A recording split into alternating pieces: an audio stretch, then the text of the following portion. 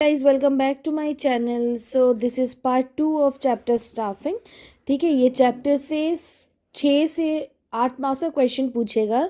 ठीक है, अब देखो जितने भी सारे फंक्शंस हैं, ठीक है, इधर it is planning, organising, staffing, directing, controlling. ठीक है, तो सब में ना सबका स्टेप दिया हुआ है कि कैसे वो चीज़ होता है. प्लानिंग है तो कैसे प्लानिंग होता है, ऑर्गेनाइजिंग है तो कैसे ऑर्गेनाइजिंग होता है, ठीक है, डायरेक्टिंग है तो कैसे डायरेक्टिंग होता है, स्टाफिंग है तो कैसे स्टाफिंग होता है. सबका एक बेटा प्रोसेस है. ठीक है, और वो प्रोसेस ना एग्जाम में पूछता है, और ऐसा नहीं कि आपको डायरेक्टली पूछेगा. ठीक है, आपको एक प्रोसेस दे देगा या फिर आपको एक केस स्टडी देगा, पूछेगा कि कौन सा प्रोसेस है और उसके बाद का 2 प्रोसेस लिखो. तो उसके लिए बेटा आपको प्रोसेस तो जानना पड़ेगा ना. ठीक है, तो देखो ऑर्गेनाइजेशन आर ऑफ 2 टाइप्स, एक छोटा ऑर्गेनाइजेशन, एक बड़ा organisation. That is a big organisation and a small one. Okay, exam के पॉइंट ऑफ व्यू से लार्ज ऑर्गेनाइजेशन ही इम्पोर्टेंट है. स्टाफिंग का जो प्रोसेस है, ठीक है, क्वेश्चन में नहीं पूछेगा आपसे कि लार्ज ऑर्गेनाइजेशन है या स्मॉल ऑर्गेनाइजेशन है. अगर कुछ नहीं पूछा तो समझो लार्ज ऑर्गेनाइजेशन है. अगर स्पेसिफाई कर दिया स्मॉल ऑर्गेनाइजेशन, तब आपको दूसरा पढ़ना पड़ेगा. ठीक है, लेकिन ऐसे एग्जाम में लार्ज ऑर्गेनाइजेशन ही पूछता है. ठीक है, कुछ स्पेसिफिकेशन नहीं रहता है, सिर्फ पूछता है स्टाफिंग का कौन सा प्रोसेस है. कौन सा प्रोसेस है पूछेगा, समझो लार्ज ऑर्गेनाइजेशन वाला ही पूछ रहा है. यही इसका मेन प्रोसेस है. तो पहला है एस्टिमेटिंग मैन पावर रिक्वायरमेंट. इससे पहले वाले वीडियो में मैंने बताया था मैन पावर क्या होता है. जाके जिस बच्चों ने नहीं देखा है जाके देखिए. ठीक है, सो एस्टिमेटिंग मैन पावर रिक्वायरमेंट याद हुआ. एस्टिमेटिंग मैन पावर रिक्वायरमेंट कि एक ऑर्गेनाइजेशन में कितने आदमियों की ज़रूरत है, उसको एस्टिमेट करना. तो क्या ये इतना ईजी है, बस हो गया? नहीं, सारे प्रोसेस में सबसे बड़ा प्रोसेस यही है, सबसे मेन प्रोसेस भी यही है. ठीक है, इस ये प्रोसेस जब पढ़ोगे तो आपको बहुत सारा कुछ आइडिया होगा. सो एक बार देखते हैं इसमें क्या लिखा हुआ है. So staffing process begins with estimation of man power requirement. क्या है पहला point? Estimation of man power requirement, which means finding out number and type of employees needed by the organisation in in future. कि organisation में कितने और किस तरह के एम्प्लॉय की ज़रूरत है. मैंने क्या बोला? Number and type of employees, कितने और किस तरह के एम्प्लॉयज़ की ऑर्गेनाइजेशन में बेटा ज़रूरत है. तो आप सोचोगे मैम कि नंबर समझ आ रहा है, पर टाइप क्या होता है? ठीक है, तो type means what educational qualification is required whom we need to appoint. Type का मतलब होता है कि क्या क्वालिफिकेशन एजुकेशन होना चाहिए, जिस तरह के लोग हमें चाहिए उसका क्या क्वालिफिकेशन होना चाहिए. टाइप का एक और मतलब होता है, टाइप का मतलब होता है मैन पावर जो एक कंपनी क्या करेगा, लाएगा अपनी कंपनी में, should also make policy regarding number of people to be appointed. कितने लोग चाहिए from backward classes, backward classes से कितने लोग चाहिए. ठीक है, विमेन कितनी होनी चाहिए और मिनॉरिटी से कितने लोग होने चाहिए. ठीक है, बैकवर्ड क्लासेस, माइनॉरिटी और वुमेन कितनी होनी चाहिए ये टाइप में बताता है. ठीक है, तो man power, estimating man power समझ में आया. मैन पावर में बताया गया है कि खोजना, कि out, finding out number and types of employee needed. ठीक है, और टाइप में क्या है कि किस तरह के लोग होने चाहिए, बैकवर्ड या फिर विमेन कितनी होनी चाहिए, मिनॉरिटी कितना होना चाहिए. ठीक है, समझ आया. अब बेटा मैन पावर को एस्टिमेट करने के लिए ना देयर आर 3 वेज.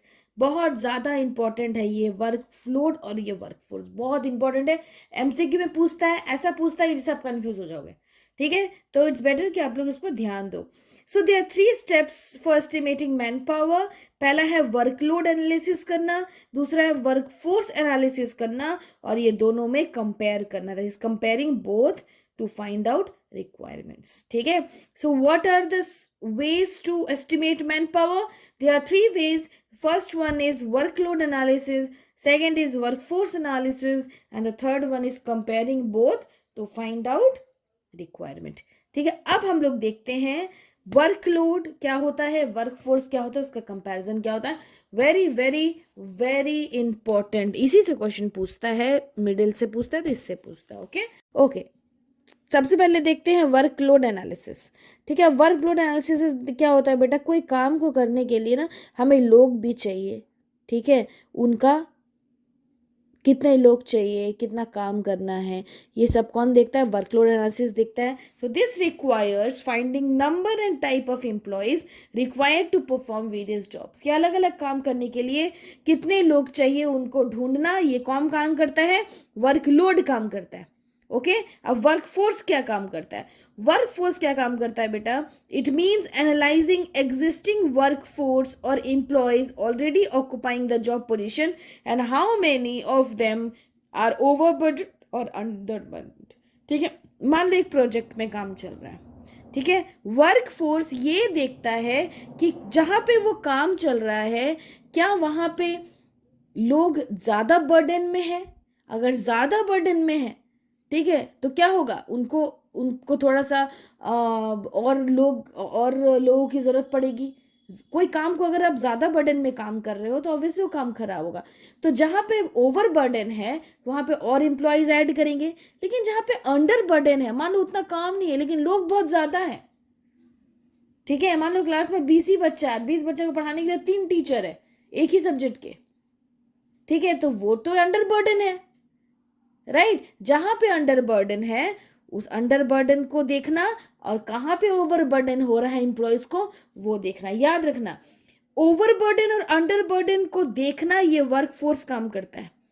क्या बोला मैंने, ओवर बर्डन और अंडर बर्डन को देखना वो वर्कफोर्स काम करता है। और कंपैरिजन, जब ये दोनों कंपेयर होता है तो ये देखा जाता है कि अगर ओवर बर्डन है, ठीक है, अगर after analysis of workload and workforce the manager compares both excess of workload over workforce, if overload is more, इसका मतलब ओवरलोड है मतलब ओवर बर्डन है, तब क्या होगा, more people will appoint for the job. लेकिन अगर वर्कफोर्स ज्यादा है वर्कलोड से, इसका मतलब उतना लोगों की जरूरत नहीं जितना काम है, ठीक है, उस जगह पे रिमूव करेंगे या फिर दूसरे जगह पे उसको मतलब एम्प्लॉय को ट्रांसफर करेंगे। समझ आया, सिंपल है। वर्कलोड बताता है बेटा कि किस तरह के हमें लोग चाहिए और कितना लोग चाहिए उस काम को करने के लिए।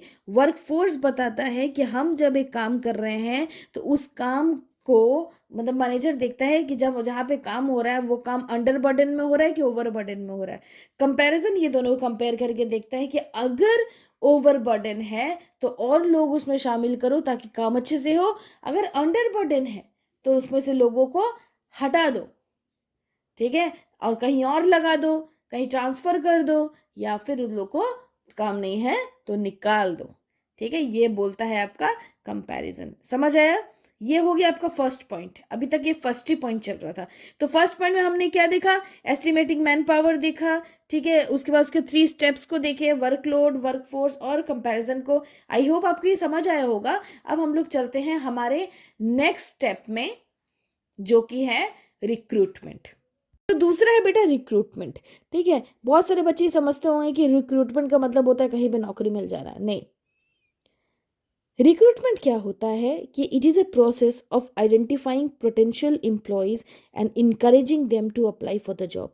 बेटा, एक ऑर्गेनाइजेशन में जब जगह खाली होती है, ठीक है, तो ऑर्गेनाइजेशन क्या चाहता है कि हम अच्छे अच्छे कैंडिडेट को क्या करें, बुलाएं अपने पास, तो उसी को बोलते हैं रिक्रूटमेंट।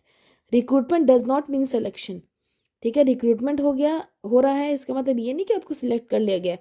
रिक्रूटमेंट एक ऐसा प्रोसेस है जहाँ पे लोगों को ना बुलाया जाता है। ठीक है, जो पोटेंशियल होता है, जो अच्छे कैंडिडेट होते हैं उनको बुलाया जाता है, बोलता है कि आइए और हमारे कंपनी में अप्लाई करिए। ठीक है, so its main objective is to attract a sufficient number of qualified candidates to fill the vacant position. मान लो एक कंपनी, उसमें 10 पोस्ट खाली है, क्या उस 10 पोस्ट को भरने के लिए सिर्फ 10 ही रिक्रूटमेंट होगा? नहीं, 100, 200, 500 रिक्रूटमेंट्स होते हैं, उसी रिक्रूटमेंट से सिलेक्ट किया जाता है। ठीक है, तो रिक्रूटमेंट बेटा कितने भी कर सकते हैं हम लोग। ठीक है, लेकिन सिलेक्शन क्या होगा, सिलेक्शन हम लोग लिमिटेड करते हैं। सो सिलेक्शन क्या, it refers to choosing the most suitable candidate. ठीक है, यहाँ जो लोग अप्लाई किए हैं वो यहाँ पे चूज होते हैं। It refers to choosing the most suitable candidate to fill the vacant job position. Okay, अब कैसे करते हैं ये, इंटरव्यूज़ होता है, टेस्ट होता है वगैरह वगैरह, ये आपको आगे पढ़ना है, ठीक है, टॉपिक ही है आगे।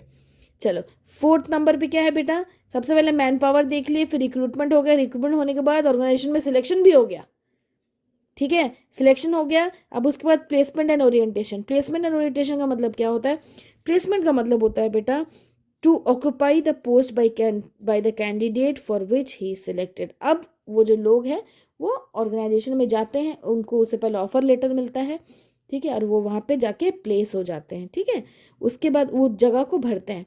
और ओरिएंटेशन का मतलब क्या होता है, जब वो प्लेसमेंट होता है ना तो उनको ना लोगों से इंट्रोडक्शन कराया जाता है। So introduction of new employees to the existing employees is orientation. Okay, कोई डाउट है? सबसे पहले ऑर्गेनाइजेशन में बेटा देखा जाएगा कि कितने लोगों की ज़रूरत है, उसको बोलते हैं एस्टिमेटिंग मैन पावर।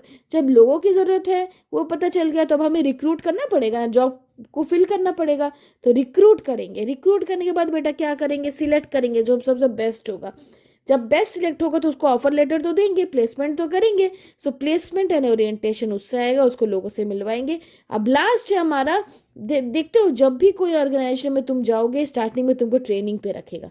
सो हमारा लास्ट स्टेप है ट्रेनिंग एंड डेवलपमेंट। लास्ट क्या है, training and development. Okay, so training and development क्या होता है बेटा, it motivates and improves the competence of employees. देखो एम्प्लॉयज को काम तो आता ही है, तभी उसका सिलेक्शन हुआ है, लेकिन क्या वो ऑर्गेनाइजेशन से एकदम खुला मिला है, क्या उसको पता है कि ऑर्गेनाइजेशन के अंदर क्या काम होता है, उसी को अच्छे से करने के लिए ट्रेनिंग कराया जाता है, ठीक है। So it is necessary to give training and development opportunities so that they can reach to top and keep improving their skills.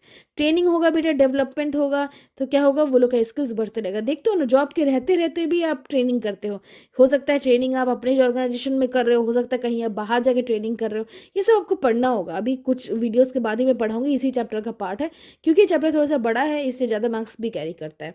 Okay, अब देखो स्टार्टिंग में मैंने आपको बोला कि जो अगर आपसे पूछेगा स्टाफिंग का प्रोसेस, तो आप वही बताओगे, ठीक है, क्या, एस्टिमेटिंग मैन पावर, उसके बाद बताओ रिक्रूटमेंट, फिर बताओ सिलेक्शन, फिर प्लेसमेंट एंड ओरिएंटेशन, और फिर यहाँ है ट्रेनिंग एंड डेवलपमेंट। लेकिन अगर क्वेश्चन में अगर बता दिया, अगर मेंशन कर दिया कि स्मॉल ऑर्गेनाइजेशन का बताओ, ठीक है, देखो स्मॉल ऑर्गेनाइजेशन मतलब छोटा ऑर्गेनाइजेशन जहाँ पे जो एक लाइन मैनेजर होता है वहीं सारा फंक्शन को काम करता है, ठीक है। तो उसके 3 पॉइंट्स है, बस पॉइंट्स याद कर लो, एग्जाम में पूछता नहीं है एकदम, ठीक है, एकदम नागे बराबर पूछता है, लेकिन हो सकता है कि एमसीक्यू में ये पूछ दे, आपको 4 दे दे, बोलेगा which of the following is not a step of small organisation of in staffing, ठीक है। अगर बोल दिया परफॉर्मेंस अप्रेजल, फिर दे दिया प्लेसमेंट ओरिएंटेशन, फिर प्रमोशन, कॉम्पनसेशन, आपको पता तो होना चाहिए ना कि इसमें कौन सा नहीं है। ये सब 3 ही है, सिंपल परफॉर्मेंस अप्रेजल, ठीक है, दूसरा है प्रमोशन एंड करियर प्लानिंग, तीसरा है कॉम्पनसेशन, मतलब कि कितने सैलरी में काम करोगे, रिवॉर्ड क्या मिलेगा, इंसेंटिव क्या मिलेगा, ये सारी चीज़ें, ठीक है। दिस इज नॉट इम्पॉर्टेंट, ठीक है, पर स्टिल आपको ये 3 पता होना चाहिए। परफॉर्मेंस अप्रेजल, क्योंकि पिछले साल के प्री बोर्ड में ये क्वेश्चन पूछा था, ये एमसीक्यू में, तो क्यों 1 मार्क्स को क्यों गंवाना है, ठीक है। So performance appraisal, promotion and career planning and compensation, इसका मैंने डिटेल नहीं बताया क्योंकि एग्जाम में पूछता ही नहीं है, डिटेल जानने क्या करोगे, ठीक है। चलो एक बार हम लोग रिपीट कर लेते हैं। सबसे पहला सिलेक्शन का सबसे पहला प्रोसेस है आपका, क्या होगा सबसे पहला प्रोसेस बताओ, एस्टिमेटिंग मैन पावर रिक्वायरमेंट, दूसरा क्या है बताओ, रिक्रूटमेंट, तीसरा सिलेक्शन, चौथा प्लेसमेंट ओरिएंटेशन, पांचवा ट्रेनिंग डेवलपमेंट। ओके, चलो जिन बच्चों ने मेरा कल का वीडियो नहीं देखा था, मतलब फर्स्ट वीडियो ऑफ स्टाफिंग जिसमें introduction, meaning, definition and importance है, जाके देख लो, it is very important. Part B का सारा चैप्टर भी उस मेरे वीडियो चैनल में अपलोडेड है, जिसमें 30 मार्क्स गारंटी है मेरे तरफ से, वो पढ़ लोगे आपको कहीं बाहर से भी क्वेश्चन कुछ पढ़ने की जरूरत नहीं पड़ेगी, हार्डली 15 डेज लगेगा और वो आप पूरा कंप्लीट कर लोगे। चलो बाय, टेक केयर एवरीबडी।